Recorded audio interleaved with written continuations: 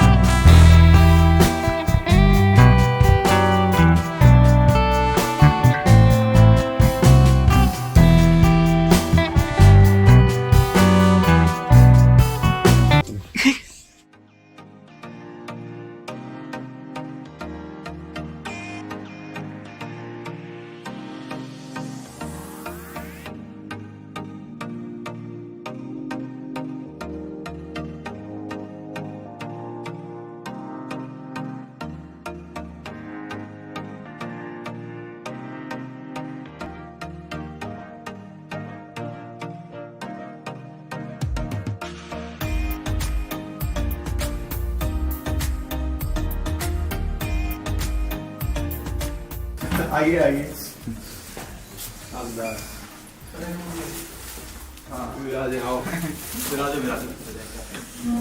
अरे भगवान।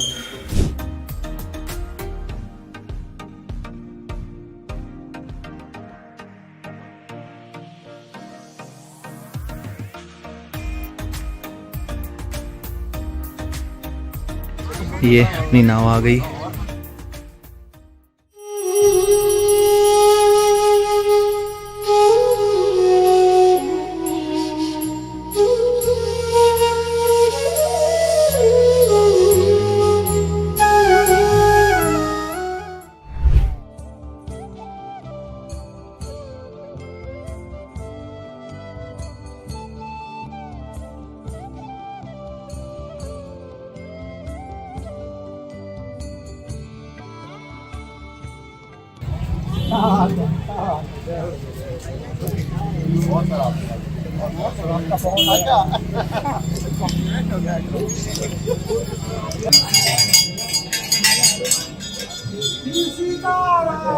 सीताराम।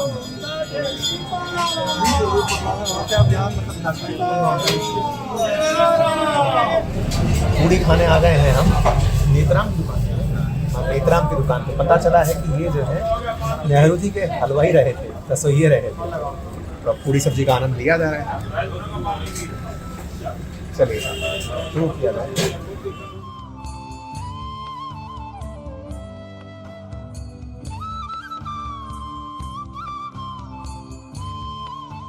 निकल चुके हैं हम लोग मिलने के लिए अपने साथ वाले विद्यार्थियों से, मित्रों से।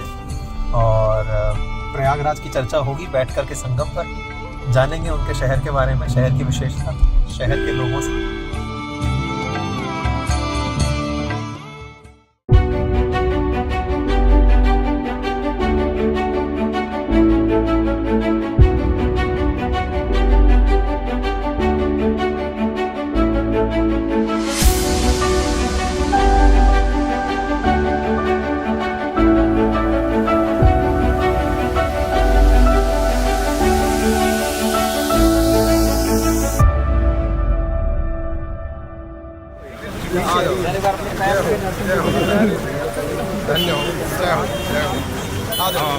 चलो प्रणाम, आ जाओ, चले बैठेंगे, उधर ही चर्चा करेंगे। आप लोग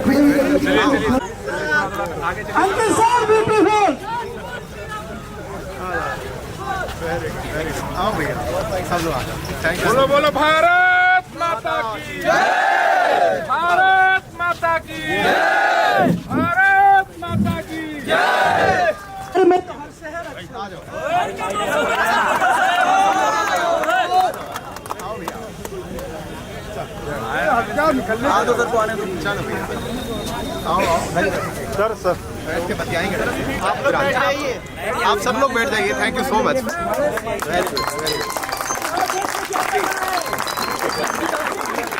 वेरी गुड वेरी गुड।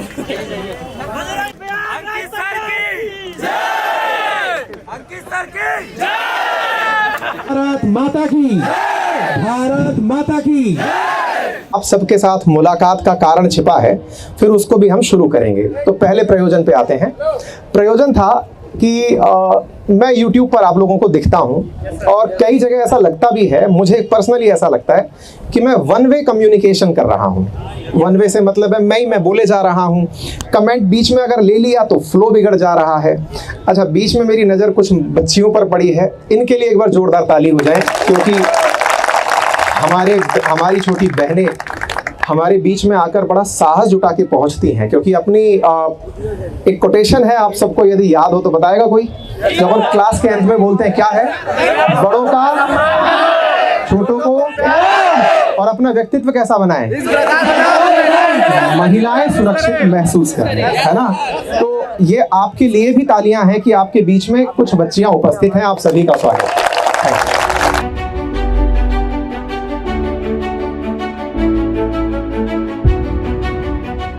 धन्यवाद। आइए आप सभी लोग आइए प्लीज, आ जाइए।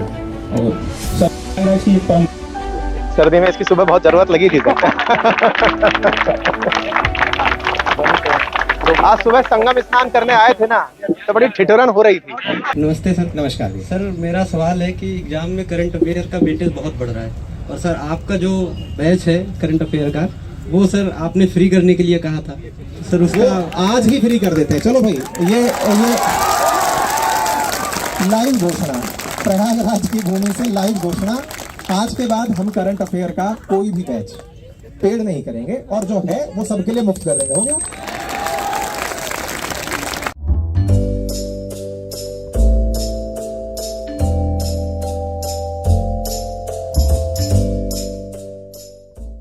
सर मेरा नाम शालिनी मौर्य है जी। सर बस एक ही क्वेश्चन है कि हमारे इस खास करके यूपी स्टेट में जो गवर्नमेंट जॉब का जो ट्रेंड चल रहा है, इस बीच में हम लोग बड़े कंफ्यूज हो जाते हैं कि अगर हम गवर्नमेंट नहीं हायर कर पा रहे हैं तो फिर हमारा जो है हम लोग क्या ही चुने, क्या करें क्या नहीं करें। इस टाइम मैं टीचिंग के लिए तैयारी कर रही हूँ, टीजीटी और एलटी के लिए। सर थोड़ा सा मार्गदर्शन करें।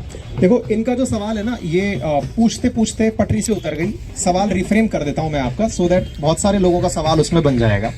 सवाल ये है कि आजकल मैंने यूपी गवर्नमेंट को देखा है, वैकेंसी, जैसे कल ही यूपी पीसीएस मेंस का रिजल्ट आ गया है ना? बहुत सारे एग्जाम्स हो रहे हैं, टाइमली हो रहे हैं, और बच्चे के साथ बड़ी मुसीबत ये है, वो एक एग्जाम लेके निकलता है, दूसरा एग्जाम बीच में ही आकर खड़ा हो जाता है कि हमें दे लो। फिर लालच ये आने लगता है कि यार पीसीएस तो हो ना पाएगा, चलो आरओ एआरओ दे लेते हैं। आरओ एआरओ पता निकले कि ना निकले, कांस्टेबल दे लेते हैं, टीचर दे लेते हैं। मुसीबत ये है कि हम निकलते एक रास्ते के लिए हैं, 4 रास्ते खुले दिखाई देते हैं। होता है ऐसा? आपका जो सवाल है ना, उसका जवाब भी इसी में है, और ये बहुत सारे बच्चों का सवाल है। और अभी जो अंबुज सर से हमारी मुलाकात जब हुई थी, इनसे भी हमने ये चर्चा की, कम से कम 35 मेंस दे चुके हैं विभिन्न राज्यों के। ठीक है, तो ये अपने आप में बड़ी बात है। और इनका अनुभव हमने एक ही लाइन में सुना, और वो अक्सर हम बच्चों से ये कहते हैं सर किसी एक पर फोकस किए होते तो शायद आज कहीं ना कहीं टॉप किए होते, है ना? तो देखो बेटा, सबसे सिंपल और आसान भाषा में लाइन ये है कि अपने देश में कंपटीशन इतना बढ़ चुका है कि अगर मैं ईमानदारी की बात बताऊं कि अगर मैं इस फूल को पकड़ाने के लिए तनख्वाह रख दूं 50,000 रुपया कि ये पकड़ाना है, तो यकीन मानिएगा कि कम से कम 1000 आदमी लाइन लगाकर खड़ा होगा कि सर हम परफेक्शनिस्ट बनकर फूल पकड़ाएंगे। मतलब समझिएगा, काम बड़ा नहीं है, हमारे यहाँ करने वाले बहुत हैं। जब करने वाले बहुत हैं, तनख्वाह की उपस्थिति की भाई 50,000 मिलेगा, तो वो काम तो बिल्कुल गौण हो जाता है। चाहे फिर वो ग्रुप डी का एग्जाम हो, क्लरिकल एग्जाम हो, करोड़ों की संख्या में लोग फार्म भर दिए क्योंकि जॉब इतने थे नहीं। इसलिए हमारी बहुत बड़ी मुसीबत हो जाती है कि उसको अब टैकल कैसे करें। तो भैया, जो एग्जाम है ना, उसको एक बार में ढंग से टारगेट कर लो। बहुत सारी वेब सीरीज में ये दिखा दिया गया है कि प्लान बी होना चाहिए। कई जगह अपन देखते हैं ना, 1-2 आजकल काफी फेमस हुए एस्पिरेंट्स वगैरह सब आई, उनमें कहा प्लान बी जरूर होना चाहिए। हम उसका समर्थन तो करते हैं, लेकिन उसको थोड़ा डिफाइन करके, ताकि बच्चे कंफ्यूजन से बाहर निकलें। और वो क्या है? बी शब्द है ना, बी अल्फाबेट बी, वो हमेशा ए के बाद आता है। बच्चे क्या करते हैं, ए और बी को साथ साथ लेकर चल रहे होते हैं। फिर से समझिएगा, आपका ए प्लान, अगर मेरा यूपीपीसीएस निकालना ए प्लान है तो इसी को एग्जीक्यूट होने दीजिए। फिर सर बी प्लान का मतलब क्या हुआ? जब हम ये तय पा लेंगे कि अब हमसे ए नहीं हो पाएगा, तब बी के बारे में विचार करेंगे। हमारे केस में क्या होता है, ए भी खुल गया, बी भी खुल गया, सी भी खुल गया, चारों ऑप्शन इस तरह खुल गए जैसे ऑब्जेक्टिव टाइप का क्वेश्चन आंसर हमसे सॉल्व करवा रहे हो, और हम कहीं के नहीं रह जाते। ठीक है, तो फिर से अपने लिए चाहे छोटा एग्जाम ही क्यों ना हो, टारगेट कर लीजिए कि मुझे टीचर बनना है, कांस्टेबल बनना है, जो भी एग्जाम निकालना है। कोई एग्जाम छोटा नहीं है। हमारे राजस्थान में ऐसे एन नंबर ऑफ एग्जाम्पल हैं जो वन रक्षक से, जो गार्ड की जॉब होती है ना, वहां से आईएएस तक का सपना पूरा किए हैं। पटवारी से निकलकर राजस्व की सबसे छोटी सीढ़ी से लेकर के आईएएस कलेक्टर तक का रास्ता पूरा किए हैं। एन नंबर ऑफ एग्जाम्पल्स हैं। एग्जाम कोई छोटा कोई बड़ा नहीं होता, प्रायोरिटी बड़ी होती है। एक को प्रायोरिटी बनाइए आवश्यकता अनुसार। संभव है आप में से बहुत सारे लोगों की प्रायोरिटी जेब में कम धन होने के चलते शुरुआती रोप पर छोटी सीढ़ी हो कि हम इसको पार कर लें, कर लीजिए। नहीं फलाना सिंह क्या कहेगा, यार तुम तो बड़े टैलेंटेड थे, मेरिट में आए थे, तुम तो आईएएस बनने चाहिए थे। बोले भैया पैसा भी तो लगता है ना, कोचिंग 1.5 लाख रुपया ले रही है, 1.5 लाख रुपया साल का खर्चा हो रहा है, हम कहां से लाएंगे? मेरी बात से सहमत है?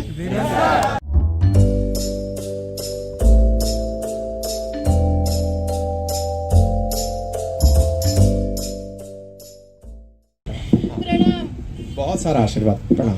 सर। मेरा क्वेश्चन ये था कि जैसे हम लोग मिडिल क्लास से बिलोंग करते हैं, तो जो हमारा टारगेट रहता है वो जैसे उसमें टाइम मैनेजमेंट तो प्रॉब्लम होती ही है, प्लस हमें मतलब अपने रिलेटिव, अपने घर वालों को भी ये समझाना हम ये कर सकते हैं। तो उनका ये रहता है कि पहले एक छोटा एग्जाम टारगेट करो, इसको पहले मतलब निकालो, तब हम मानेंगे कि हाँ तुम उस मतलब लेवल पे हो कि हाँ प्रिपरेशन कर सकती हो कि नहीं कर सकती।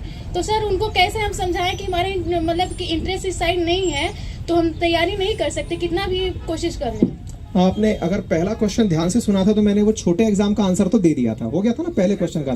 अब जो दूसरा क्वेश्चन है ना आपके अंदर के रिलेटिव्स को कैसे समझाएं, उसका मैं जवाब दे देता हूं, क्योंकि आधा सवाल का जवाब मैं दे चुका हूं। और जो आपने लाइन बोली मिडिल क्लास, इसका जवाब भी साथ साथ मैच कर देता हूं। आप, मैं, इस समाज में जितने भी लोग गवर्नमेंट एग्जाम की तैयारी कर रहे हैं वो या तो लोअर क्लास से हैं या लोअर मिडिल क्लास से हैं। इस देश की अपर मिडिल क्लास ने और अपर क्लास ने गवर्नमेंट एग्जाम देने छोड़ दिए हैं, है ना, ये पहले समझिए। तो इस बात को तब बोलिए ही मत कि हम मिडिल क्लास से हैं कि लोअर मिडिल से हैं कि लोअर, नहीं भाई, हम ही सरकारी नौकरी चाह के उस क्लास में आना चाह रहे हैं। तो पहला बात तो ये क्लियर है। तो अपनी क्लास को अब अलग से पॉइंट मत बनाइए, निकाल दीजिए दिमाग से। हम संघर्षशील युवा हैं, अपना स्तर बढ़ाकर ऊपर ले जाना चाहते हैं, नंबर 1। अब दूसरा सवाल बना रिलेटिव्स का। ये काफी टफ सवाल है।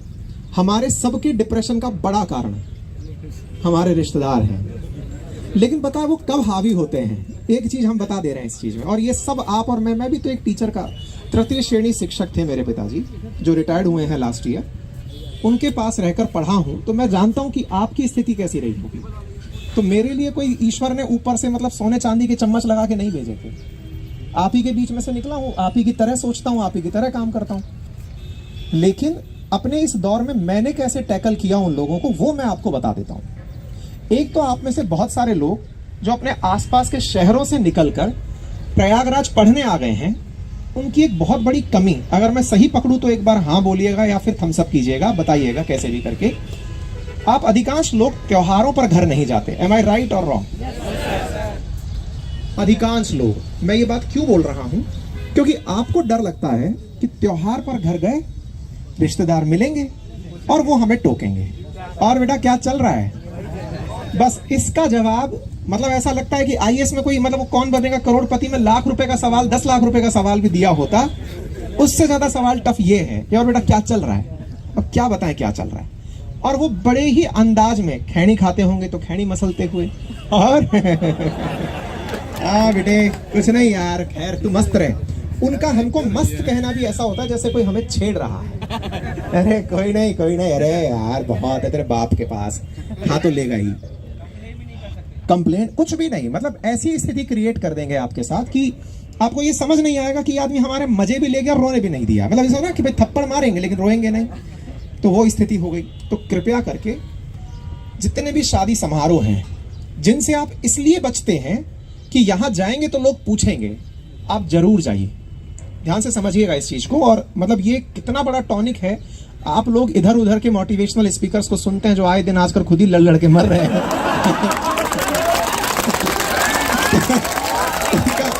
उनका मोटिवेशन किस लेवल का है। एक मोटिवेशनल स्पीकर बोल रहा है हम खुद डिप्रेशन में। हमने कहा गुरु वाह बहुत सही जा रहे हो। एक मोटिवेशनल स्पीकर बोल रहा है कि हम लुगाई पीट दी। हमने कहा बहुत सही जा रहे हो। मतलब देश को ऐसे लोग मोटिवेशन दे रहे हैं। अच्छा, और ये सब लोग वो हैं जो ना आज तक कोई परीक्षा निकाले हैं, ऐसे ऐसे मेडल पा गए हैं जिनको आप मतलब किसी करंट अफेयर के एग्जाम में नहीं पाएंगे आप कि इनको ये अवार्ड मिला था। 10 प्रकार के वर्ल्ड रिकॉर्ड मिले हुए हैं। मतलब ठीक है भाई, अब करोड़ों लोग सुनते हैं, इनको फैन फॉलोइंग है यूट्यूब पर, शायद इनका भी अलग मोटिवेशन चार्म है। पर पता है आपको कि आप लोगों को इनका मोटिवेशन चार्म है क्यों? क्योंकि आपको लगता है कि घर पर तो हम नहीं गए, लेकिन उसकी एवज में हमें रिचार्ज करने वाला जो आदमी है ना, वो यही है बस। हाँ, कोई सा भी भाई हो, हम किसी का नाम नहीं लेंगे, सबकी एक जैसी विचारधारा है। हम पहले आ रहे हैं, रुकिए, हम इस लाइन को खत्म कर रहे हैं, उसके बाद आपका सवाल है। तो ऐसी स्थिति में जो असली रिचार्ज है ना मोटिवेशन का, पहली बात तो ये जान लीजिएगा कि हम जिस परिस्थिति से बिलोंग करते हैं ना, हमें सही मायने में मोटिवेशन की जरूरत नहीं है भाई। एक बार ढंग से अपने पिताजी माताजी के साथ बैठ जाइए और बस केवल उनसे ये पूछ लीजिए कि पापा और कैसा चल रहा है। उनके चेहरे पर जो भाव है ना, वो आपको ना तो टीज करेंगे ना अप्रिशिएट करेंगे, वो कहेंगे बेटा सब सही चल रहा है। मुश्किल से 15 मिनट बैठ लिए ना, या तो आप रो देंगे या पापा छोड़ के उस जगह को चले जाएंगे। वो बोलेंगे नहीं, वो भाव शून्य रहेंगे आपके सामने। कभी पिताजी के साथ बैठिए, एक उम्र जब पिताजी के पैरों में चल रही चप्पल आपके पैरों में आने लग जाए, तो कहावत है बड़ों की कि उनके साथ बैठना शुरू कीजिए, चाहे 5 मिनट ही सही। और ये मत समझिए कि हमारे पिताजी जो हैं मतलब किसी श्रेणी कर्मचारी हैं, चतुर्थ श्रेणी है, बेरोजगार हैं, ठेला चालक हैं, रिक्शा चालक है। जी नहीं जी, जिसने हमें जन्म दे दिया ना, वो हमसे हमेशा बड़ा रहेगा, फिर चाहे आप कलेक्टर बने, है ना। तो उनके साथ बस बैठिएगा और बस 15 मिनट के लिए ही सही समय निकाल कर। कभी भी आप देखिएगा, आप माताजी से बात कर लेते हैं, अपने बहन से, अपने भाई से बात कर लेते हैं, पिताजी से फोन पे नहीं बतियाते हैं आप लोग, उनसे बचते, हिम्मत नहीं होती है ना। सही मायने में पता है, वो असली बैकबोन है परिवार की। मैं मतलब रियल में ये जानता हूं कि अगर सही में मोटिवेशन चाहिए ना, तो 15 मिनट पिताजी के साथ जाके बैठिए। वो आपको ऐसी बातें करेंगे, बेटा कोई चिंता की बात नहीं है, तू डिप्रेस मत हो ना, हो जाए सिलेक्शन बहुत बढ़िया, नहीं हो कोई बात नहीं, अपन कर लेंगे यार। उनका मोटिवेशन आपको बहुत सारी बातों की व्याख्या दे जाएगा। पिताजी के चेहरे पर आई वो बेबसी, जिसमें आप कुछ मांग कर रहे हो और वो दिलाने के और ना दिलाने के बहाने खोज रहे हो, उससे बड़ा मोटिवेशन क्या चाहिए यार। पिताजी हमें आईएएस की तैयारी करनी है। अब एक बाप अपने बेटे को मना नहीं कर पाता है, वो ये भी नहीं कह पाएगा कि बेटा मेरे पास पैसा नहीं है। हाँ, कर लेना बेटा, क्या बुराई है, कर लो। पापा अभी करनी है, ठीक है कराते हैं तुम्हें, बिल्कुल कराते हैं। अभी तुम, अब वो बात बदले कैसे, उनका अंदाज देखना, सब बाप एक जैसे हैं। वो खट से बात बदलेंगे, क्योंकि वो ये नहीं कह पाएंगे बेटा हमारे पास 1.5 लाख नहीं है, बेटा हमें तुम्हारे पास देने के लिए 4-5 लाख रुपए का साल का जुगाड़ नहीं है। तुरंत बात बदलेंगे। वो तुम जो एग्जाम दिए थे उसका क्या हुआ, दिए थे ना। वो क्यों ऐसा कह रहे हैं, क्योंकि वो आपको ये नहीं कह सकते कि बेटा मत करो। वो तुरंत गियर शिफ्ट करके, डाउन गियर गाड़ी करके आपके सामने हल्का सा साइड ले रहे हैं। बस ये आपका रियल मोटिवेशन है। बैठिए उनके साथ, वो आपको अपने ही अंदाज में कह रहे हैं, बेटा पहले तुम ये नौकरी निकाल लो ना यार, तुम मेरे साथ खड़े हो जाओ ना यार, 1 और 1 11 हो जाओ ना यार, कर लेंगे अपन, है ना। तो रियल मोटिवेशन परिवार में है। परिवार वालों को अपनी ताकत बनाओ। जो भी बुआ, फूफा, चाचा, मौसा, मामा जो भी आपको टीज कर रहा है, जो मोटिवेशनल पंक्तियां लिखते हो ना, इस सुंदर से आदमी ने कही है, इस जोशीले आदमी ने कही है, उनको मत लिखो वहां पे। इस मामा ने कही है, इस फूफा ने कही है, उनको अपने किताबों के आगे चिपका लो, दीवारों पे चिपका लो।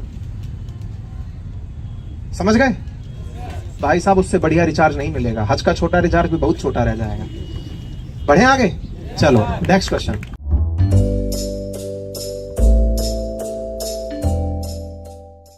सर मेरा नाम शिवांशु मिश्रा है। सर अभी जैसे कुछ देर पहले आपने बताया कि मतलब देहाती रसगुल्ला, फिर बीका जी का एग्जाम्पल आपने दिया। और जैसे सर हम लोग जिस सोसाइटी में रहते हैं तो शायद एक्सेप्टेंस इसकी नहीं है, और उन्होंने सर जिस टाइम में शुरू किया था शायद उस टाइम में उनके कंपटीशन में कोई नहीं था, और मे भी अभी भी उनसे बेहतरीन क्वालिटी सर्व करने वाले कई सारे ऐसे सर रिटेलर्स हैं, लेकिन फिर भी उनके सामने टिक नहीं पाते। तो ये सर हम लोगों का बहुत बढ़िया सवाल है, इनके लिए भी एक बार तालियां हो जाए, क्योंकि इन्होंने मेरे उस सवाल पर एक और सवाल ड्राफ्ट किया है और वो बहुत अच्छा सवाल है कि सर आपने कहा कि देहाती रसगुल्ला या फिर फलानी कचौड़ी, वो उस जमाने में खड़े हो गए। मैं इस जमाने के कुछ उदाहरण देता हूं आपको। लापिनोज पिज्जा गूगल करिएगा, इंडिया की 3rd लार्जेस्ट चेन बन चुकी है, ज्यादा पुरानी नहीं है, मुश्किल से 10 साल पुरानी है। बर्गर में मैकडी का बर्गर सब सुने थे, लेकिन आज बर्गर फॉर्म है या फिर बर्गर किंग है, न जाने कितने प्रकार के बर्गर हैं, आज वो अपनी चेन बनाकर ले गए। ओला उबर तो चलिए छोड़िए, उसके अलावा भी ना जाने कितनी कंपनियां उस तरह के काम में आ गई। और सुनिए, चाय कॉफी के नाम पर आप MBA चाय वाला का नाम जानते हैं, हालांकि कुछ लोग उसके मीम बनाते हैं कि सर वो बहुत ज्यादा बोस्टिंग, सेल्फ बोस्टिंग करता है। सेल्फ बोस्टिंग करके भी हमसे इतना ज्यादा पैसा कमा लिया है कि उसके कंपैरिजन में अपन लोग नहीं है। वो तो एक उदाहरण है, ना जाने कितने ऐसे चाय वाले और कॉफी वाले और समोसे वाले हैं जिन्होंने अपने ब्रांड बना लिए। अगेन, आप अपने आप को उस काम में पाते हुए शर्मिंदगी महसूस करते हैं या फिर खुद से खुश होते हैं, यह आपका अपना स्टेटस है। दुनिया क्या कहेगी, दुनिया का सबसे बड़ा रोग है ये, कहते हैं ना दुनिया का सबसे बड़ा रोग, क्या कहेंगे लोग। ये हमारे दिमाग में चल रहा जाला है कि लोग कहेंगे कि यार तुम ठेला खोल लिए गुरु, तुमको बीटेक कराए थे, है शर्म नहीं आ रही है तुमको। बोले एक दिन जब मर्सिडीज में आएंगे ना अंकल, ये जज्बा तुम्हारे अंदर होना चाहिए। हम कानपुर में थे, हम एक कानपुर में परेड ग्राउंड के पास में पताशी खाने जाते थे, बहुत दूर निकल करके आते थे, तो वो होंडा सिटी से आता था भाई पताशी बेचने के लिए। हम उसी समय प्रेरणा ले लिए थे, कुछ नहीं तो पताशी बेचेंगे लेकिन करेंगे कुछ बढ़िया। होंडा सिटी से आता है कोई भला, बोले भाई हम तो यही करते हैं, और कई स्टॉल अपनी पैरेलल लगाया हुआ था रोड किनारे।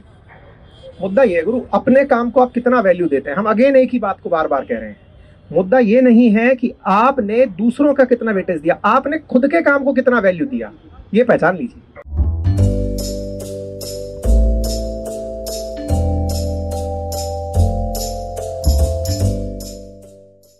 फेलियर ऑफ फेलियर को ये किस तरीके से मैनेज करें? फियर ऑफ फेलियर, हालांकि ये सवाल सुनने में बड़ा इंटरेस्टिंग है। सही मायने में ये कहा जाता है ना कि डर के आगे जीत है। जो लोग कहते हैं कि भाई, सवाल तो समझ गए ना सब लोग इनका, कि मैं फेल हो जाऊंगा तो क्या होगा। एक बार जी के देख लो ना उस डर को। मैं इसी वाले फेज से जब गुजर रहा था तो अपने एक बार प्रोफेसर से जाके पूछ लिया, सर मैं तो फेल हो जाऊंगा, ज्यादा से ज्यादा बुरा यही तो होगा कि तू फेल हो जाएगा। मैंने कहा हाँ, तो फिर फेल होने के लिए क्यों सोचना, जो काम तो तेरे बिना किए भी हो रहा है। भाई तू एग्जाम देने निकला, सर मैं तो फेल हो जाऊंगा, नालायक तैयारी मत कर, वो तो वैसे भी हो जाएगा। तो इसके बारे में सोचना बंद कर। अब सोच के मैं सक्सेसफुल हो गया तो क्या करूंगा।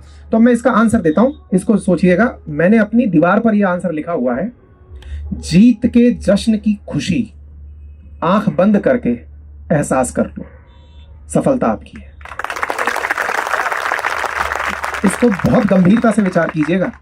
लाइट बहुत छोटी है, लेकिन जब जब निराशा आए ना, बस थोड़ा सा बैठ कर, लोग कहते हैं मेडिटेशन करो, हम कहते हैं आंख बंद करो और खुद को सोचो, जिस दिन सिलेक्शन पा गए ना गुरु, उन मामा के पास भी जाएंगे, उन फूफा के पास भी जाएंगे, उसके पास भी जाएंगे जिसने हमें देखकर नजरें फेर ली थी, हम सबके पास जाएंगे। समझ गए? उस दिन वर्दी में जब निकलेंगे ना गुरु, जब एकदम जय हिंद जनाब होता निकलेगा, अब टफ फीलिंग आएगी। वो वाला जश्न अपने अंदर ले आइए, उससे बड़ा डोपामाइन कुछ नहीं है। जब भी निराशा लगे, आंख बंद करो, मेडिटेट करो कि नहीं गुरु, उससे नीचे कुछ नहीं।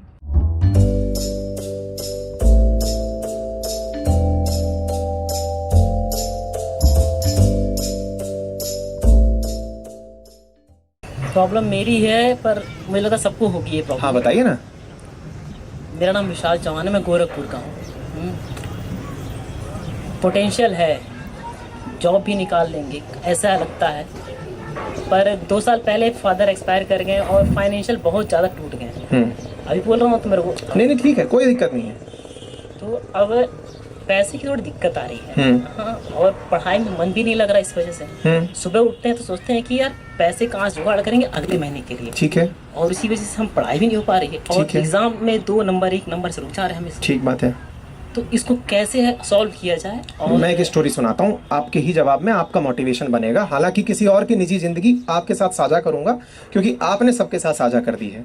बैठिए और मेरी और हमारे इस पूरे परिवार की सांत्वनाएं आपके साथ हैं। ईश्वर आपको शक्ति दे। जिस तरह से मैंने अभी महिमा मंडन पिताजी का किया, संभवतया उस समय ये अंदर ही अंदर टूट रहे होंगे क्योंकि इन्होंने हाल ही में अपने पिताजी को खोया है। सांत्वनाओं के साथ मैं आपको बात आगे बढ़ाता हूँ। मैं जब IIT में था, एक लड़का था, नाम उसका मैं इसलिए बस सरनेम जान लीजिए क्योंकि किसी की निजी ज़िंदगी साझा ना की जाए तो अच्छा है। मैं कई बार क्लासेस में जिक्र करता हूँ, गुप्ता सरनेम है उसका। उनकी स्टोरी है, थोड़ा सुनिएगा, उससे आपको संभवतः कुछ किक मिल जाए। हरियाणा के रहने वाले थे। छोटी सी ब्रीफ स्टोरी करता हूँ।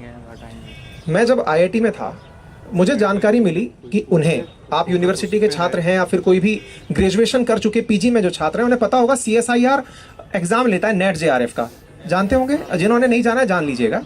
और उसमें भी जो टॉपर होते हैं ना, उन्हें श्यामा प्रसाद मुखर्जी SPM फेलोशिप दी जाती है। अगर जानते हो तो बेहतर है, नहीं तो जान लीजिए, टॉपर्स को दी जाने वाली फेलोशिप है जिसमें JRF में मिल रही स्कॉलरशिप का लगभग 2 टाइम्स और लैपटॉप के लिए खर्चा और ये सब कुछ दिया जाता है। लेकिन उसमें सिलेक्शन पाना अपने आप में काफ़ी चैलेंजिंग होता है क्योंकि बहुत सारे बच्चे पेपर देते हैं। 5 बच्चों को फाइनली वो सेलेक्ट करते हैं। SPM फेलो विद्यार्थी था, तो जिस भी इंस्टीट्यूशन में वो बच्चा पहुंचता है, उस लैब की और उस इंस्टीट्यूशन की बड़ी बात मानी जाती है कि यार यहाँ पे भाई SPM फेलो ने एडमिशन लिया है, क्योंकि वो रैंक 1 होता है। अच्छा साहब, हम उससे मिले तो एकदम सिंगल हड्डी, एकदम जैसा ऐसा लगा कि जैसे कई समय से खाना उसने पेट भर के नहीं खाया है। हमने कहा गुप्ता जी यार ये बताओ कि आपका टॉपर का होने का इतिहास क्या, क्योंकि हर आदमी से टॉपर से आप क्या जानना चाहते हो, भैया टॉप कैसे किए, क्यूरियोसिटी यही तो होती है। तो हमने कहा यार तुम कैसे टॉप किए गुरु, ये बताओ। तो बोले यार स्टोरी लंबी है, बस इतना जान लो कि संघर्ष अच्छे थे तो जीतने में आनंद बहुत आया। हमने कहा जल्दी से ब्रीफ करो। तो बोले जब ग्रेजुएशन में थे ना, हमारे पिताजी एक्सपायर हो गए। हमने कहा यार सो सॉरी, सुन के बुरा लगा। बोले यार बुरा ये नहीं था, इसके बाद था। हम 3 भाई थे। हमने कहा फिर? पिताजी हमारे किराने की दुकान चलाते थे। किराने की दुकान पे बैठ के जो थोड़ा बहुत कमाते थे उससे हम सब भाई लोग पढ़ लिया करते थे। 3 भाई थे, हम मजले थे। बड़ा भाई भी हमारा घर का जिम्मेदार हुआ करता था। हमने कहा फिर? बोले हम जैसे ही BSc ख़त्म किए, MSc फर्स्ट ईयर में आए, अचानक कोई अज्ञात बीमारी हमारे बड़े भाई साहब के हो गई। हमने कहा भैया उन्हें क्या हुई? बोले वो बेड रिडन हो गए, मतलब कि बेड से उठ नहीं पाएंगे, उस स्थिति में चले गए। हमने कहा यार स्टोरी मतलब फिल्म बनाने जैसी होती जा रही है, क्या है मतलब आगे बताओ। बोले स्थिति ये हो गई कि हमें वो दुकान बेचनी पड़ी क्योंकि भैया का इलाज कराना था। घर में पिताजी के बाद संरक्षक की भूमिका में वही थे। हमने कहा फिर? बोले फिर हमने और हमारे छोटे भाई ने काम संभाला। हमने कहा क्या काम संभाला? अखबार बेचने का। हमने कहा क्या किया करते? बोले सुबह 4 बजे जाते, मैं सुबह 4 बजे से लेकर 10 बजे तक अखबार इकट्ठा करता और बेच कर आता, देकर आता। और जो छोटा भाई है वो 10 बजे हमारी ही साइकिल से, क्योंकि साइकिल एक ही थी, वो पूरे मार्केट में पॉलीथीन सप्लाई करने जाता। इस तरीके से हमने अपने भाई का इलाज करवाया और हम पढ़ते रहे। हमने कहा यार दुखद रहा लेकिन तुम फिर भी सफल हो गए। कैसे सफल हुए? बोले स्टोरी यहाँ पे भी नहीं रुकी। हमने कहा फिर क्या हुआ? बोले साल भर बीता था कि इन दोनों स्थितियों में भाई की जो शादीशुदा जिंदगी थी उसमें तलाक हो गया, क्योंकि भाभी छोड़कर इसलिए चली गई कि बच्चों को मैं नहीं संभालूंगी, आदमी कमाता नहीं। परिवारों के कलेश अपने अपने प्रकार के होते हैं। हमने कहा फिर? बोले फिर हमें केवल एक ही प्रेरणा बची थी, और बोले वो क्या थी? कि हम कैसे ना कैसे करके पैसे कमाएं ताकि इस कलेश की असली जड़, भैया बीमारी का इलाज नहीं करा पाए पैसे के कारण, भाभी छोड़ के बच्चे चली गई पैसे के कारण, दुकान बिक गई पैसे के कारण, हमें बस पैसा कमाना है। वो बच्चा सुबह अखबार बेचने के बाद से लेके शाम 6 बजे तक होम ट्यूशन जाके देना शुरू किया। शाम को 6 बजे से लेकर के 12 बजे तक खुद की पढ़ाई के लिए निकालना शुरू किया। आपको जानकर आश्चर्य होगा, और मैं ये कोई बनावटी स्टोरी नहीं बता रहा हूँ क्योंकि आपके पूछते बना रहा हूँ। उस लड़के की आंखों का पानी सूख चुका था जब वो IIT आया था। संघर्ष जब हमारे होते हैं तो हमसे भी ज़्यादा जो संघर्षशील व्यक्ति होता है वो हमारी प्रेरणा बनता है। आपके संघर्ष से हमारी सहानुभूति है, लेकिन ये मानिएगा कि जिस दिन आप कहानी लिखेंगे ना, लोगों की प्रेरणा बन जाएंगे। समझ गए? तो अपने आप को कमज़ोर नहीं पटकना है। कहना है कि ये तो अब स्टोरी और अच्छी बिकेगी, अरे अब तो ये किताब का मटेरियल हो गया है, अब तो ये स्टेज पे खड़ा होकर कहने लायक मटेरियल हो गया है। एक दिन सर भी हमारी कहानी किसी को सुनाएंगे, अब ये कहानी बन गई है, ठीक है। और निराश बिल्कुल नहीं होना है। अभी हम अपनी टीम से आपको बोल देंगे, आपका जो पढ़ाई का खर्चा है, किताबों का खर्चा है, वो हमारी टीम उठाएगी, आप फिक्र ना करिए।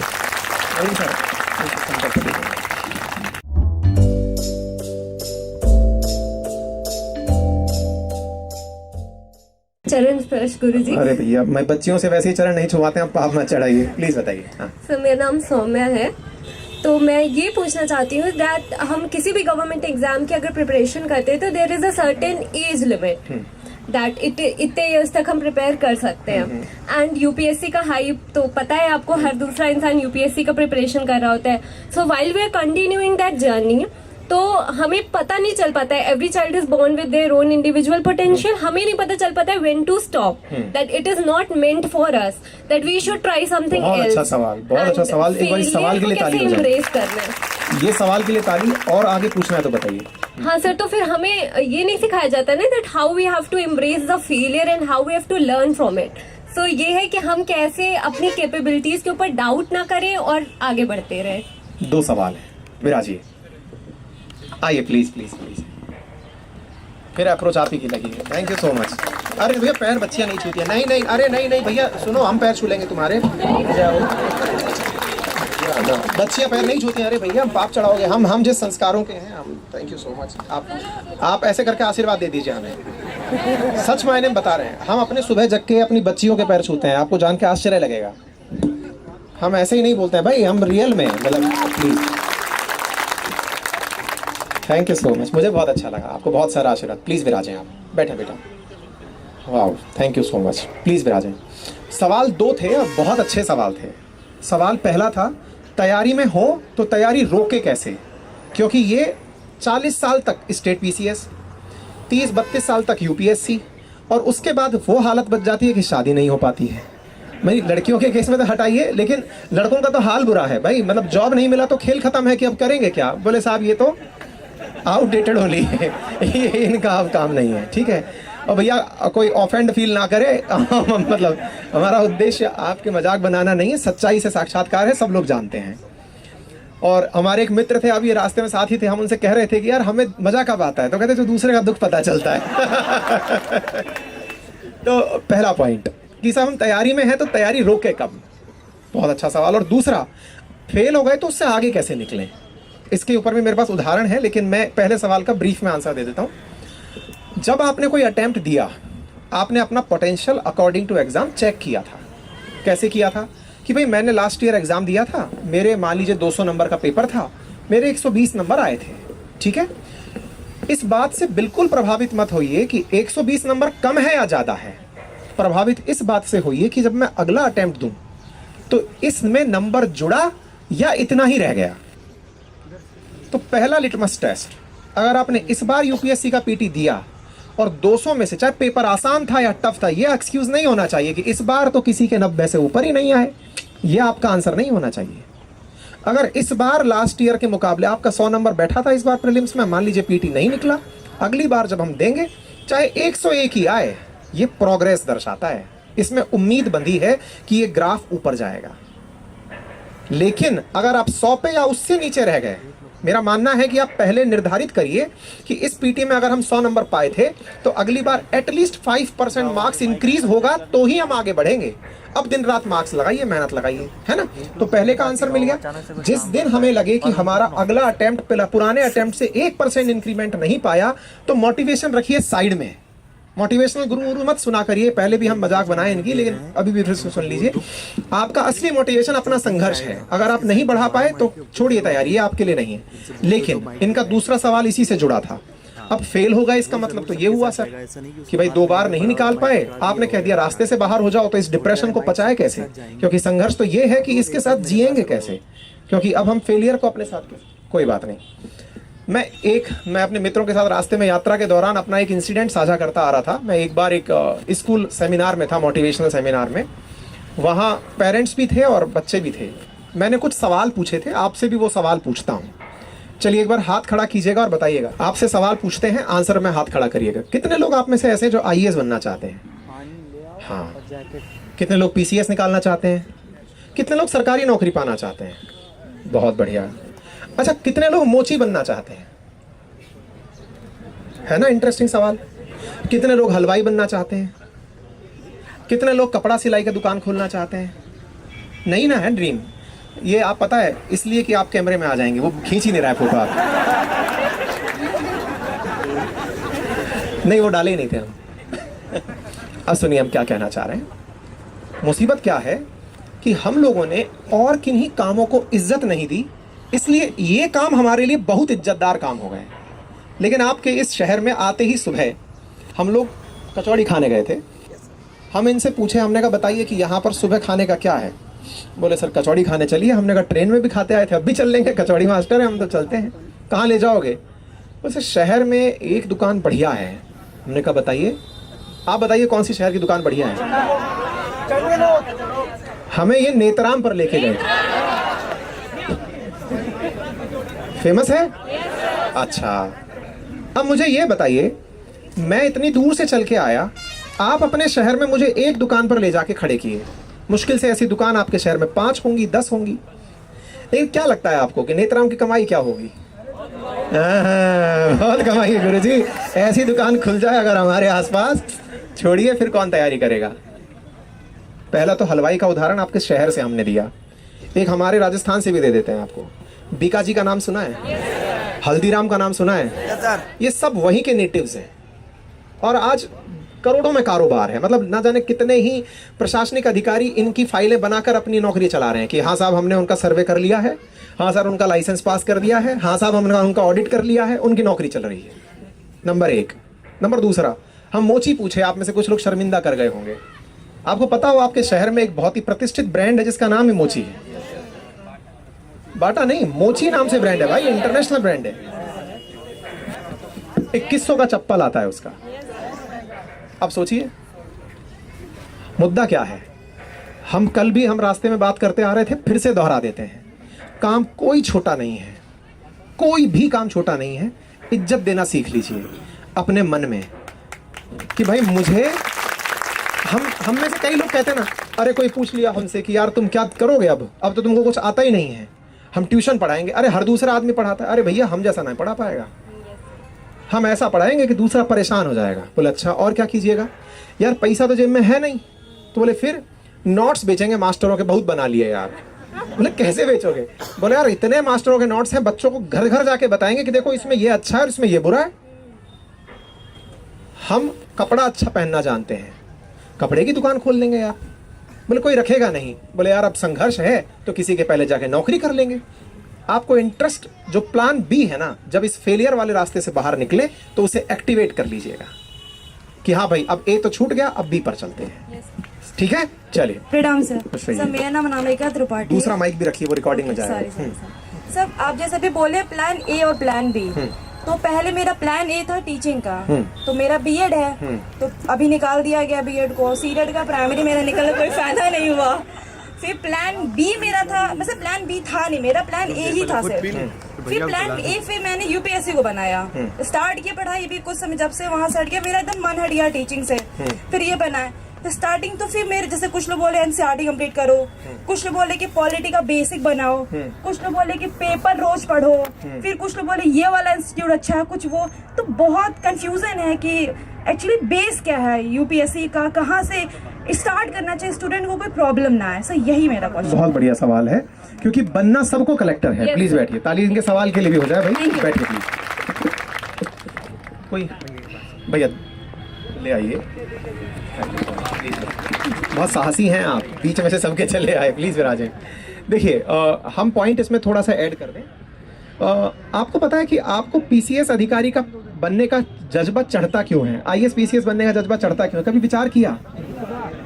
एक तो सर गाड़ी देखते हैं, और ये जो इंस्टा वाले रील बनाते हैं ना, टाय टाय टाय करते हैं, बस मजा ही आ जाता है सर। वो लाल बत्ती की गाड़ियां खड़ी थी, गेट खुल के ठक से निकल के आता है ना, तो आदमी ऐसा लगता है मजा आ गया। ऐसा ही होता है ना। खैर मैं इस सच को आपके सामने उजागर नहीं करूंगा कि उसके अंदर बैठा आदमी कितना मजा लेता है। आप इसी से खुश रहिए कि वो आदमी खुश होगा। ठीक है, चलिए। फिर भी इसका दूसरा कारण भी ऐड करते हैं। ऐड कारण ये है कि अगर हम प्रीवियस ईयर क्वेश्चन पेपर उठा के देखते हैं ना, वो यार हमारे दिमाग में इतना भ्रम पैदा कर देते हैं। हर सवाल ऐसा लगता है, मेंस का सवाल तो विशेष रूप से, अरे गुरु इतना आसान सवाल कोई पूछेगा। कभी कोई पेपर देखा है मेंस का? तैयारी सपना है कि इसने पेपर देखा नहीं। हम आगे का स्टोरी बताते हैं आपको। मेंस का पेपर देखिएगा ना तो फीलिंग ये आएगी, यार इतना आसान सवाल कौन पूछता है। इसमें तो ये पूछा गया है कि भाई साहब भारत में आए दिन इतने भूकंप क्यों आते हैं। हम बता देंगे हमें टेक्टोनिक थ्योरी पता है इसलिए आते हैं, लेकिन गुरु जो आपको पता है वो तो सबको पता है। बस यही सोचना हम भूल जाते हैं। खैर, चूंकि मेंस का पेपर आप देखे नहीं तो हमारी चर्चा उस दिशा में जाएगी नहीं। हम चर्चा को पहले रोक लेते हैं कि सर यूपीएससी की तैयारी शुरू कहाँ से करें। हम उल्टा सवाल आपसे पहले पूछे कि कारण खोजिए कि आपको यूपीएससी करना क्यों है। सच बताएं, आपको असल मायने में अपना मोटिवेशन ही नहीं पता है। हम रिवर्स करते हैं सवाल को। आप ही से बच्ची ये सवाल पूछते हैं, आपको इस यूपीएससी के सपने के अलावा जीवन में और कौन सी चीज है जो बहुत पसंद है? कुछ भी, मैं दौड़ना, खाना, मतलब जो भी, कोई भी काम हो बताओ। नहीं, वो तो हर दिन कर नहीं सकती ना आप। हॉबी के रूप में बता दो जिसको आप रोज फॉलो कर सकती हो। बैडमिंटन खेलना। बैडमिंटन के अंदर वो जो सबसे बढ़िया खिलाड़ी लड़की कौन सी है जो चल रही है इन दिनों? पीवी सिंधु है, साइना नेहवाल है। क्या आपने सोचा कि आप उसके लेवल का बैडमिंटन खेलेंगे कभी? आप कहेंगे सर हॉबी इसलिए नहीं होती कि टॉप किया जाए, यही होता है ना। लेकिन मैं आपको एक बहुत बड़ा सार बताता हूँ, जब तक हमारा लक्ष्य हमारे हॉबी की तरह रिएक्ट ना करने लगे ना, आनंद नहीं आता लक्ष्य को प्राप्त करने में। क्योंकि आप इस देश के इतने लोगों के बीच में से टॉप 20 में आने की लड़ाई लड़ रही हैं। इट इज मच और less equivalent to Saina Nehwal और वो पीवी सिंधु। जिस अपना जो मेन लक्ष्य है ना वो हॉबी की तरह पसंद हो हमें। आप जो आप पूछ रही है ना सर शुरू कहां से करूं, बेटा जो आपने शब्द बोले ना, कोई कहता है एनसीईआरटी पढ़ो, कोई कहता है अखबार पढ़ो। सच पता है वो सब पढ़ने जरूरी हैं, लेकिन आप फिर भी इस बात से दुखी क्यों हुई? क्योंकि असल में वो आपकी हॉबी नहीं बन पा रहा है, जरूरत बनता जा रहा है कि यार इसको करने से यूपीएससी निकलता है। देखो मुझे गाड़ी तो पसंद है, रास्ता कठिन है ना। तो रास्ते से प्रेम लगाओ। अपने आप जो भी रास्ते लोग बता रहे हैं वो सब सही बता रहे हैं, कोई गलत बता ही नहीं रहा है। और जिस दिन आपके अंदर वो लालसा जग गई ना तो 6-6 महीने में पीटी निकलता है। लोग जिनमें ये लालसा जग जाती है कमरे में बंद करके वो दुनिया भर का ज्ञान समाहित करके बैठते हैं, ताला लगाते हैं कि भैया अब सब पता चल गया, जितना पता है इतने में एग्जाम निकाल ले जाएंगे। वो जुनून पैदा कर लीजिए कि आपको करना क्यों है। कारण खोजिए, लक्ष्य बड़ा नहीं है, कारण बड़ा है कि मुझे करना क्यों है। एक बहुत बड़ी स्टोरी है आपके उत्तर प्रदेश में, 2 बहनें हैं, मैं सही हूं तो उसमें मूवी भी बन रही है, किंजल और प्रांजल। सुने आप में से अधिकांश लोग सुने हैं तो अच्छी बात है, नहीं ब्रीफ में बता देता हूं कि उनके पिताजी भी पीसीएस हुआ करते थे। और अगर मैं सही हूं तो उनके पिताजी का भूमाफियाओं ने या किसी ने, है ना, कुछ किसी शूट आउट में उनकी मौत हो गई थी और हत्या ही हुई थी ये कहा जाएगा, क्योंकि उन बेटियों की माँ को और उनको बहुत संघर्ष करना पड़ा था अपने जीवन में अपने पिताजी को न्याय दिलाने के लिए, लेकिन वो उन्हें दिला नहीं पाई। इसी बीच में माताजी की तबीयत खराब। यूट्यूब पर बहुत स्टोरी पड़ी है, आप उनकी खोल के देखिएगा, संभवतः आने वाले समय में उन पर फिल्म भी आ रही है। लेकिन उन बच्चियों ने अपने पिताजी को न्याय दिलाने के लिए निर्धारित किया कि हमें खुद पीसीएस आईएएस अधिकारी बनना है। आज वो दोनों अधिकारी बन करके यूपी में ही पोस्टेड हैं और पिताजी को मरणोपरांत न्याय अब दिलवाएंगे जब वो अधिकारी बन गए हैं। लक्ष्य बड़ा नहीं होता, कारण बड़ा होता है। आप अपना कारण खोजिए कि मेरा कारण क्या है कि मुझे ये बनना है।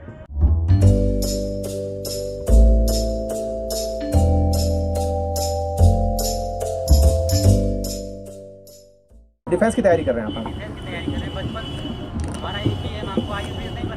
ठीक है। लेकिन सर कभी जब पेपर देने जाते हैं दिन भर लाइब्रेरी में लगाते हैं, बहुत पढ़ते हैं, लेकिन पेपर में जाने के बाद जैसे एंजाइटी आ जाती है कि क्वेश्चन क्या पूछेगा क्या नहीं पूछेगा, तो इसके बारे में दिमाग में थोड़ा सा भ्रम पैदा होता है। सर इसके बारे में बिल्कुल बताते हैं। किसी शादी की बारात अटेंड किए आप? बैठिए हम बताते हैं, इसका जवाब देते हैं। इनका सवाल पहले स्पष्ट कर दें। ये कह रहे हैं कि हम डिफेंस की तैयारी कर रहे हैं, लेकिन जब तैयारी करने के लिए एग्जाम हॉल में पहुंचते हैं तो बड़े नर्वस हो जाते हैं कि जब एग्जाम देने पहुंचे कि यार ये तो पता नहीं पूछ ही क्या लिया। जय हो भैया, मीठा फिर हमारे सामने आ गया। जय हो, थैंक यू सो मच। भाई साहब मीठा हमारी इतनी कमजोरी है, कल जो हम फोटो में कचौड़ी दिखाए थे ना, हम खुद नहीं खाए थे, सच ये है। हम लगाए इस तरह से थे कि देखिए, और फिर हम अपने दोस्तों को चिढ़ा क्या रहे थे, देखा इसे कहते हैं डिटर्मिनेशन। रख दिए लेकिन खाए नहीं। फिर वो और चालू थे, वो जानते थे मास्टर तुम मीठे के सामने पिघल जाओगे, वो मिल्ककेक का डब्बा निकाले और रख दिए। हमने कहा भैया बहुत जिद्दी हैं, हम नहीं खाएंगे। ये लोग वॉशरूम कहीं गए, हम डब्बा खोले और खट से खा लिया। हमने कहा सुनिए इतना ही था, इतना ही मोटिवेशन था, टूट गया है। हम घर वालों को बोल के रखे हुए हैं, हमने उसमें मिठाई हमारे सामने से घर में छुपा के रखा करो, दाएं बाएं ढूंढ कर। रात को जब सब सोने चले जाते हैं हम किचन में पहुंचते हैं खोजने के लिए मीठा कहाँ रखा है भाई। ठीक है, तो कमजोरी है हमारी ये। हाँ हाँ भाई, देहाती रसगुल्ला, प्रभु ध्यान रखिएगा। ठीक है, तो हम आपके सवाल का जवाब देते हैं फटाफट। हम बारात का सवाल पूछ लिए थे बीच में, इनका सवाल बता दें। इन्होंने कहा एग्जाम देने जाते हैं बड़ा एंजाइटी होती है। हम बारात का सवाल क्यों पूछे? हम किसी बारात में, खुद की बारात में जाने से पहले ना जाने कितनी बारातें अटेंड किए होते हैं, करे होते हैं ना। और कहते हैं बेगानी शादी में अब्दुल्ला दीवाना, भैया शादी नहीं किए तो क्या नाचे तो बहुत है। डायलॉग फेमस है ना ये सब। एग्जाम पर ये लाइन क्यों लागू नहीं होती? सर हम रातों रगड़ते हैं एग्जाम के लिए, तैयारी करते हैं। भैया एग्जाम वाला फीलिंग टेस्ट देके लीजिए ना, मॉक टेस्ट दीजिए ना। किस लिए बनाया गया है आपको पता है? जब राजपथ पर हमारी सेना परेड करने आती है, गणतंत्र दिवस पर, 15 अगस्त पर, जो भी हमारी ड्रिल्स, उनसे पहले 7-7, 15-15 दिन तक ड्रिल्स चल रही होती है। और वो देश के परफेक्शनिस्ट सैनिक हैं जो ड्रिल के बेस्ट हैं। फिर भी वो ना जाने कितने दिन उसी जगह से, ट्रैक से गुजरते हैं कि उस दिन हमारा एक भी कदम दाएं बाएं ना चला जाए। हाँ, कल से शुरू हो गया है, अब बोलिए। तो इस बात को आप जहन में उतारिए। जिस भी परीक्षा में आप जाना चाहते हैं, अगर आप उसकी रिहर्सल नहीं कर रहे हैं तो फिर आप खुद से मजाक कर रहे हैं।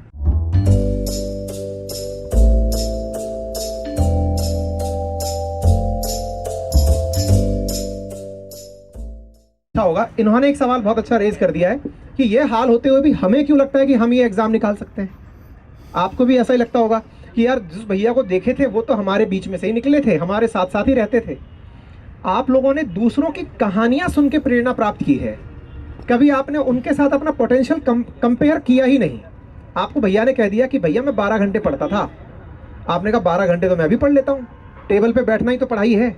नहीं, रिटेंशन, दिमाग में रहना, ये सवाल बिल्कुल वैसा ही है कि हुसैन बोल्ट को दौड़ता देखकर ख्याल तो आता है कि दौड़ तो मैं भी लेता हूँ। मिनट्स जरा मैच करिएगा, दुनिया के लोग आज तक उसको 0.03 से भी पीछे नहीं कर पाए। परफेक्शनिस्ट की आवश्यकता है, स्किल की नहीं। आपको लग रहा है कि एग्जामिनेशन देना स्किल है, लेकिन वो यूपीएससी आपसे परफेक्शन मांग रहा है कि भैया टॉपर होना है आपको। इसमें टॉपर के मतलब टॉपर ही होता है, उसका एक्सक्यूज लेफ्ट राइट नहीं होता है। आपको लगता है भैया 12 घंटे पढ़ते थे, इस लाइब्रेरी में पढ़ते थे, ये किताब पढ़ते थे, इस कोचिंग को किए थे, मेरी तरह बीए बीएससी किए थे, इसी यूनिवर्सिटी से पढ़े थे, फिर तो हम भी निकल जाएंगे। अरे नहीं भाई, उसी पवेलियन में ना जाने कितने लोग दौड़ रहे हैं, फिर भी टॉप एक ही कर रहा है ना। स्किल एनहांसमेंट है ये बहुत ही अलग प्रकार का कंपटीशन है। इसको केवल हुसैन बोल्ट से नहीं, आप सचिन तेंदुलकर से जोड़ लीजिए, विराट कोहली से जोड़ लीजिए। आप भी बहुत अच्छा बल्ला पकड़ना जानते हैं, आज तक कितनी बार शतक लगाएं, अपनी घरेलू क्रिकेट में बता दीजिए, खत्म बात समझ लिए। हम सब क्रिकेट के इतने जानकार हैं कि अगर कोई आउट हो जाए तो तुरंत कमेंट्री देने को तैयार है, अरे यार ये बॉल नहीं खेलनी थी गुरु। और खुद से पूछ ले कि भैया खुद कितनी बार बचे इस तरह की बॉल से, अरे सॉरी यार, वो कहानी है। पहली बात तो हमें ये पता चली थी कि ब्रह्मा जी ने जब सबसे पहला यज्ञ किया था वो यहीं किया था, इसलिए याग यानी यज्ञ और प्र यानी पहला, इसलिए प्रयाग बना। अगर मैं गलत हूं तो आप मुझे करेक्ट करिएगा। भरद्वाज ऋषि की भूमि रही है ये दूसरी बात मुझे पता चली। तीसरी बात मुझे पता चली कि समुद्र, वो जो मंथन हुआ था, मंथन जब हुआ था तो उसके अंदर जो अमृत की बूंदें गिरी थी उनमें से एक बूंद यहाँ भी गिरी थी संगम के पास, इसीलिए महाकुंभ यहाँ लगता है। ये मैं अध्ययन करके आया हूँ आपसे आने से पहले, ठीक है। हाँ, हर्षवर्धन के बारे में भी सुना है कि वो अपनी सारी संपत्ति जो है वो यहाँ पर आकर के, सम्राट हर्षवर्धन जो है वो यहाँ पर। हाँ, फिर हम ये भी सुन के आए कि अकबर ने इसका नाम बदल करके इलाहाबाद किया था, ये भी हम सुन करके आए। सर इलाहाबाद की जो सबसे बड़ी खूबी है, हाँ, यहाँ से 3 प्रधानमंत्री, 2 राष्ट्रपति और नेपाल देश के ही प्रधानमंत्री यहीं से पढ़ के इलाहाबाद यूनिवर्सिटी से गए हैं। और सर यहाँ पे जो मंडन मिश्र की मूर्ति बनी है, ये शंकर विमान मंडपम बना है, यहाँ पे आदि गुरु शंकराचार्य और मंडन मिश्र का बहुत बड़ा शास्त्रार्थ हुआ था। और उस शास्त्रार्थ में जो है मंडन मिश्र जो है 7वें दिन हार गए थे, तो उनकी पत्नी ने आके मोर्चा संभाला कि प्रेम को आप जानते हैं, तब वहां पर आदि गुरु शंकराचार्य जो है पराजित हुए थे। तो ये ऐसी भूमि है। बहुत बढ़िया, शानदार, ये अच्छी चीज लगी हमें। और कुछ बताइए। नमस्ते सर, मेरा नाम प्रतिमा पटेल है। मैं यहाँ की खूबियाँ बताना चाहती हूँ। प्लीज बताएं। इलाहाबाद किले में अक्षयवट है, जहाँ पे हमारे भगवान श्री राम जी आके विश्राम किए थे। यहाँ पे ये मान्यता है कि यहाँ पे जो अक्षयवट का दर्शन करता है उसको मोक्ष की प्राप्ति होती है। जय हो, जय हो। ये छूट गया हमसे गुरु। अगली बार मोक्ष लेने आएंगे हम। हाँ ठीक है सर, यहाँ पे प्लीज सुनने दीजिए प्लीज। हाँ, यमुना नदी पे फ्लोटिंग रेस्टोरेंट बन रहा है, जो हमारे यूपी का सबसे पहला restaurant. Clapping for it, very good, शाबाश, बहुत बढ़िया। अच्छा, इसमें फिर हम एक कहानी और ऐड कर दें। हम ये सुने थे कि भगवान राम को हनुमान जी जो है वो राम लक्ष्मण जी के साथ जब आ रहे थे तो थक गए थे। माता सीता ने उनसे कहा कि आप थोड़ा विश्राम कीजिए, और विश्राम के कारण यहाँ लेटे हुए हनुमान जी का मंदिर। अब ये आप करेक्ट करिए। हाँ ठीक है, आज के लिए अपने सेशन को यहीं विराम दें।